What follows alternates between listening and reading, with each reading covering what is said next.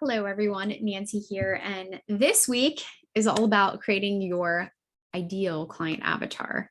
So, if you've been following along with us on my podcast, Entrepreneur Rescue Mission, I've been really digging into building your personal brand online, right? So, we've talked about the what, the why, all the ins and outs from that standpoint. And last week, we actually started talking about niching down, right? So, getting a little more specific on your industry and those that you're helping. And this week, in the podcast, Entrepreneur Rescue Mission, we're really digging into the importance of identifying, right, that ideal client avatar. And what is an avatar, you might be wondering?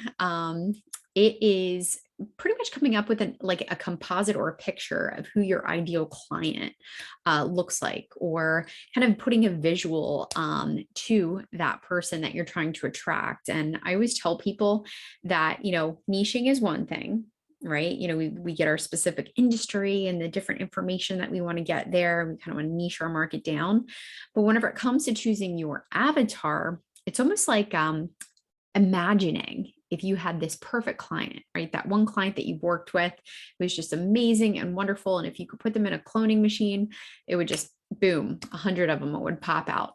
Who is that person, right? So I'm going to walk through this week and in the podcast, just some questions, right? Like, who is your product or service for?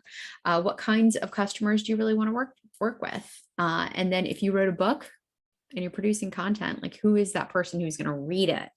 Okay, so there's just some things to think about when creating your client avatar.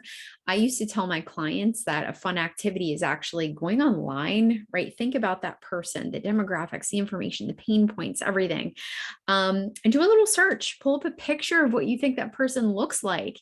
Print it and put it out, put it out somewhere where you can see it. Because when you're creating content and you are building, future services and products, and you're creating things and everything, you're keeping that person in mind. Now, keep in mind that is not the only person you're going to help, just that person who, looks that certain way or, has certain features. You're going to attract other people as well. But having that visual is just going to help you get so much more clarity in your marketing, your messaging, and all that stuff. And we don't have to overthink it. Again, this whole process is a big experiment. We're kind of taking what works and continuing it, and we are discontinuing what is not working. So this week, please check it out. It's on Entrepreneur Rescue Mission. Is all about choosing your client avatar.